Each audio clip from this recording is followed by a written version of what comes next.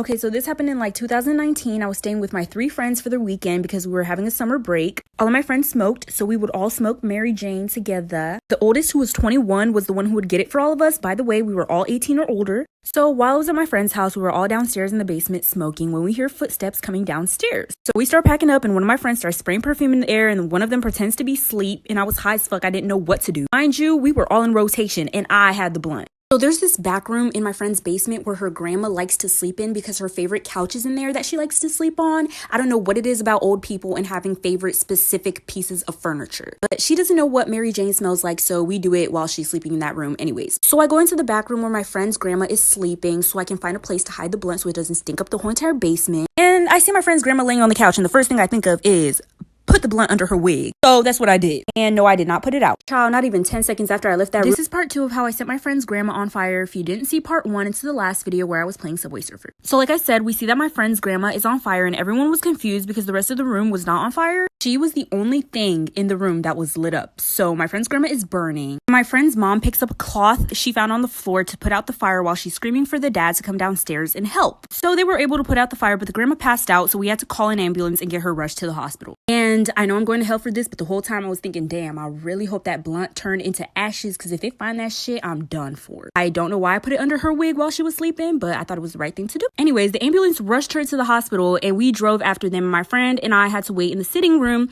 and her dad came back to tell us they were putting her under surgery. But they thought that she could make it, so everything was good. Everyone was trying to figure out why she caught on fire. I kept my mouth shut because I thought I was gonna go to jail. And glad. Okay, so this is going to be part 3 story time of how I caught my friend's grandma on fire. If you didn't see part 2, it is my last video. So apparently as police were looking around the area where she caught on fire, they found a roach on the floor. In other words, they found a very, very tiny piece of a burnt blunt and they could immediately identify it. Clearly, the grandma does not smoke blunts, so it obviously wasn't hers. And my friend's mom knew we were smoking, so one of us had lied and I was not ready to catch a murder charge that day, so I stayed mute. I forgot to mention this in part 1, but it was my friend's mom who came down the steps and that's why we were cleaning up all frantically and stuff. And she knew we were smoking because she could smell it. Like that perfume did not do anything. So no one admitted to being in the room with the grandma. So my friend's mom called all of our parents. And at that point, I finally gave in and I told them that it was me. And yeah, they were pissed, but they still let me off just because I'm a very, very close friend of their family. And so they didn't press charges against me. The grandma finally eventually woke up and everything was good and she was fine and she's still alive till this day. But she did have severe burns on her scalp.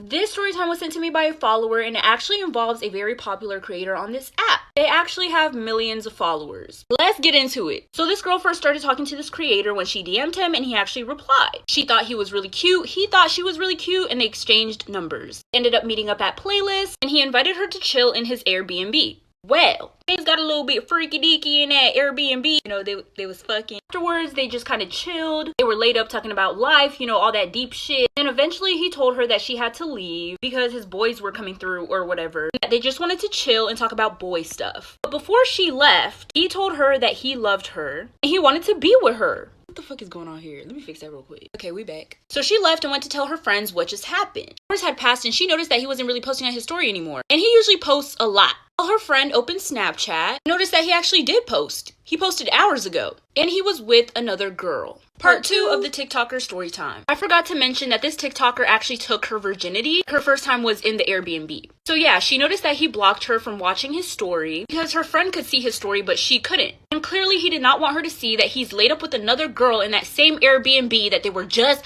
fucking.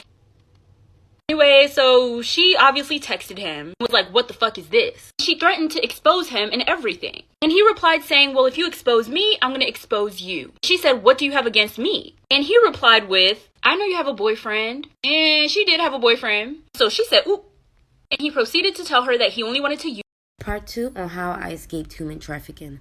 So there was this guy, they walked up to us and he picked up my 2 best friends. Both me and my sister tried to run, but before I tried to get away, everything turned black. When I woke up, I don't know how much time went by, but I think we were all like on a pickup truck. My friends and Judy were all asleep and there were a few other girls piled up on each other. I got up and tried to wake them up. Judy woke up and asked where we were and I told her I didn't know.